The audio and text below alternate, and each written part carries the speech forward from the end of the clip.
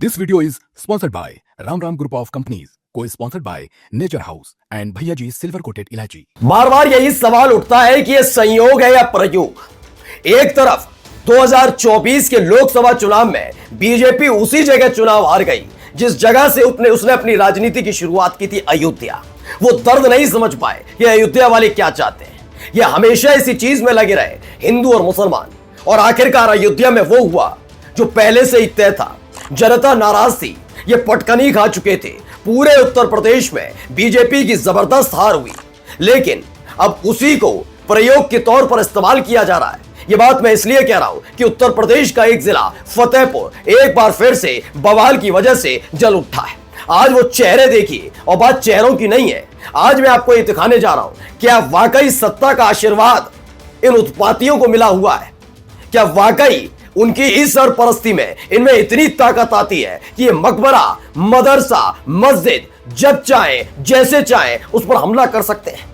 क्या ऐसे उत्तर प्रदेश की कल्पना किसी ने की थी? नहीं, लेकिन ये किया जा रहा है।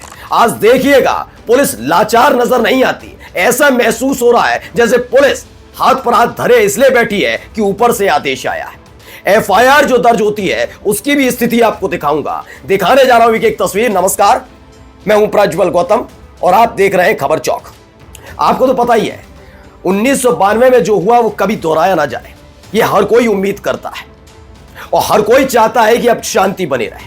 जब अलग अलग देश तरक्की का नया मापदंड तय कर रहे हैं, तब हमारे देश में हिंदू मुसलमान, गोमूत्र, गोबर, गाय की बात, गोमांस, हम इस पर ज्यादा चर्चा करते हैं। हम इस पर चर्चा क्यों नहीं करते कि हालात इस देश के किस स्तर पर बने हुए हैं? कैसे अमेरिका जैसा देश बार बार यह दावा कर सकता है, डोनाल्ड ट्रंप, कि हां उसने भारत और पाकिस्तान के बीच सिर्फ व्यापार का डर दिखाकर सीज फायर करा। इस पर चर्चा नहीं, चर्चा किस पर होनी चाहिए? चर्चा इन चीजों पर। तो पहली तस्वीर जरा देखिए जो निकलकर सामने आई है फतेहपुर से।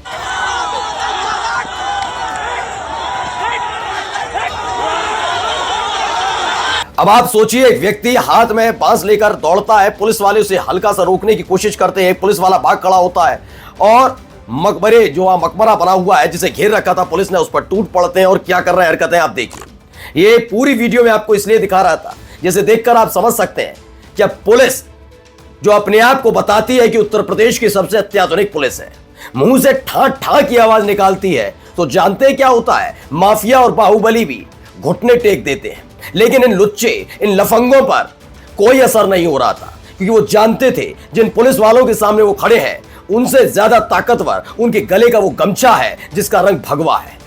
वो जानते हैं पुलिस वालों की हिम्मत नहीं होगी कि उन पर लाठी चला सके। मैं ये बात क्यों कह रहा हूं? क्योंकि इससे पहले करनी सेना ने जो हरकतें की उत्तर प्रदेश के अंदर, उससे पता चला कि कैसे योगी सरकार के मंत्री ही उन करनी सेना के लुच्चे लफंगों को समर्थन दे रहे थे, शाबाशी दे रहे थे, जबकि पहली फुर्सत में गिरफ्तार करना चाहिए था। लेकिन यहां क्या हो रहा है? यहां पर भी वही।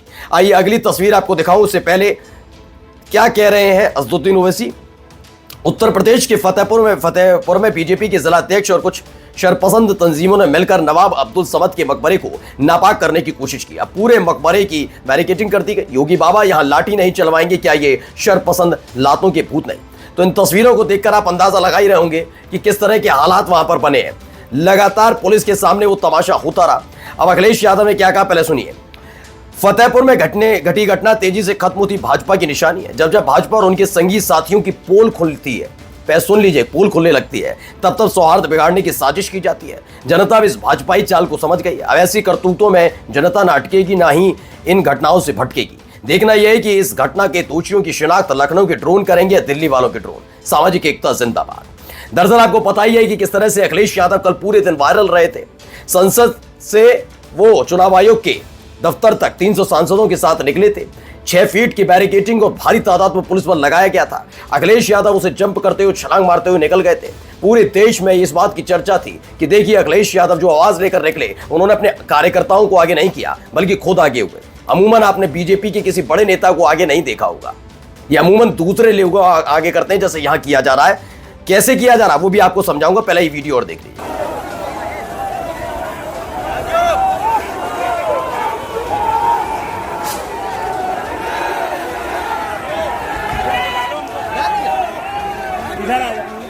तो देखिए उसी मकबरे के आसपास खड़े होते हैं, पुलिस की मौजूदगी होती है, भगवा झंडा हाथ में ले रखा है, नसैनी भी का इस्तेमाल, जो सीढ़ी होती है उसका इस्तेमाल किया जाता है, उस पर चढ़ते हैं और ये तमाम तमाशे वहां पर और नारेबाजी की जा रही है। ये तमाम तमाशे हो रहे हैं। रविश कुमार की तरफ से भी इसे ट्वीट किया गया। अब आइए नाम कौन कौन से वो दिखाओ, लेकिन मकबरे को कैसे तोड़ा फोड़ा जा रहा है वो भी वीडियो देख लीजिए।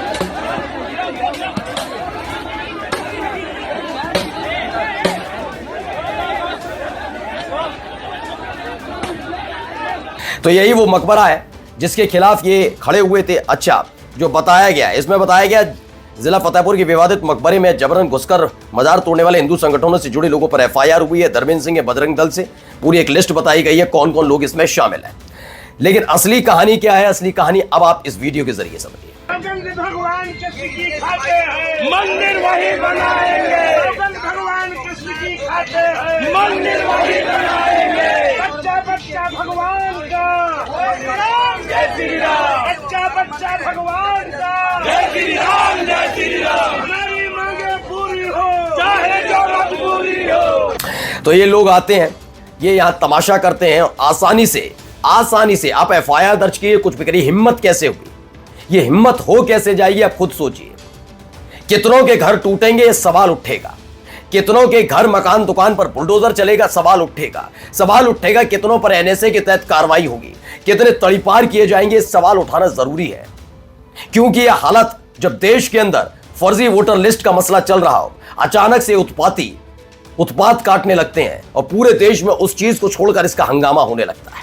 इस देश की मीडिया इस पर ज्यादा फोकस करती है, लेकिन फोकस के साथ साथ जरा यह भी बताया जाए कि क्या इनका धर्म पहचान कर इन्हें उपद्रवी करार दिया जाएगा, उत्पाती करार दिया जाएगा। जिस तरह की भाषा शैली का इस्तेमाल मुसलमानों के लिए किया जाता है, इस देश की गोदी मीडिया कर पाएगी? नहीं, कतई नहीं। ये तमाम तस्वीर देखिए कैसे पूजा करते हुए नजर आए। इसमें बताया गया फतेहपुर में नवाब अब्दुल समद के मकबरे पर हिंदू चरमपंथियों ने बाबरी मस्जिद की तरह कार सेवा करने के बाद पूजा की है। अब आइए पुलिस के बड़े अधिकारी कैसे हिचकते हुए और तो और बहुत संभल कर बोलते नजर आए, क्योंकि उनको पता है कि जो बवाल काटने वाले हैं, उपद्रव करने वाले हैं, उसको कौन पसंद करता है, किनके समर्थन से उपद्रव कर पा रहे हैं। तो सुनिए इनकी भाषा शैली कैसे बोल रहे, सुन लीजिए। देखिए, आज कोतवाली थाना क्षेत्र में एक विवादित जो भूमि है, मकबरा है, उसमें कुछ लोगों द्वारा जबरदस्ती उसमें घुसकर और उसमें तोड़फोड़ का प्रयास किया गया। इसमें तत्काल जो है मेरे द्वारा और डीएम द्वारा वहाँ पे जाके घटना को स्थिति पर नियंत्रण में किया गया। जो लोग थे उनको समझा बुझा कर वापस किया गया और वहाँ पर यथास्थिति बरकरार की गई। इसमें मैं सभी से यही अपील करूंगा कि आप लोग शांति बनाए रखें और कानून को अपना काम करने दें। जो भी लोग इसमें उपद्रव में शामिल हैं, उन सभी लोगों की फोटो और वीडियो के माध्यम से चिन्ह पहचान करते हुए कोतवाली थाना क्षेत्र में संगत धाराओं में एक अभियोग पंजीकृत किया जा रहा है। तो फिलहाल बताया गया है हिंदू संगठनों के 10 नामजद और 150 लोगों पर, अज्ञात लोगों पर मामला दर्ज कर लिया गया है। लेकिन इसे बोलते समय कैसे बहुत संभल कर बोल रहे थे, जबकि इसी उत्तर प्रदेश के अंदर एक बड़े अधिकारी की भाषा शैली सबने देखी जो नियम विरुद्ध थी कि अगर आपके शरीर के किसी हिस्से पर रंग पड़ जाए और भावना आहत हो जाए तो उस शरीर का वो हिस्सा कटवा लीजिए। वो हिचके नहीं थे यहां यह जानकारी देने में कि वो विवादित स्थल पर पहुंचकर लुच्चाई और लंपटाई करने वाले 10 लोगों के खिलाफ एफआईआर दर्ज की। इसे बोलने से पहले भी थोड़ा संभल कर बोल रहे थे कि कहीं किसी और की भावना आहत ना हो जाए। किसकी भावना आहत होगी सब समझ रहे हैं आप, है ना।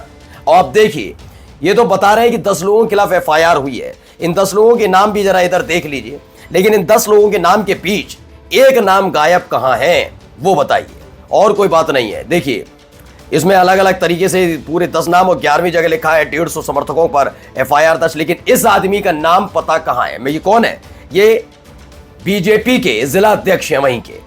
इसमें खबर है भारत समाचार की, फतेहपुर के नवाब अब्दुल समद के प्राचीन मकबरे पर विवाद भीड़ ने की तोड़फोड़। बीजेपी जिला अध्यक्ष का नाम एफआईआर से गायब है। नीचे लिखा है, जानकारी के मुताबिक इस भीड़ का नेतृत्व बीजेपी के जिला अध्यक्ष मुखलाल पाल ने किया था। उनके बुलावे और बयानों पर ही लोग पूजा अर्चना करने के लिए इकट्ठा हुए थे। अब सवाल है कि क्या इनके खिलाफ कार्रवाई होगी या पूरी सोची समझी प्लानिंग के तहत था, क्योंकि ये बात तो हर कोई जानता है, बीजेपी एक्सपोज हो रही है, मोदी सरकार बेचैन हो रही है। वोटर लिस्ट में गड़बड़ी ने बीजेपी को इस कदर बेचैन कर दिया है कि हाथ पांव मारने के बाद भी कोई सहारा नजर नहीं आता, और अचानक से बीजेपी का जिला अध्यक्ष ये सब करवाता है। कौन है जिम्मेदार? नमस्कार। New Public Inter College, Lucknow. Admission open. For more information, call 0522 282232 or 7755 089585.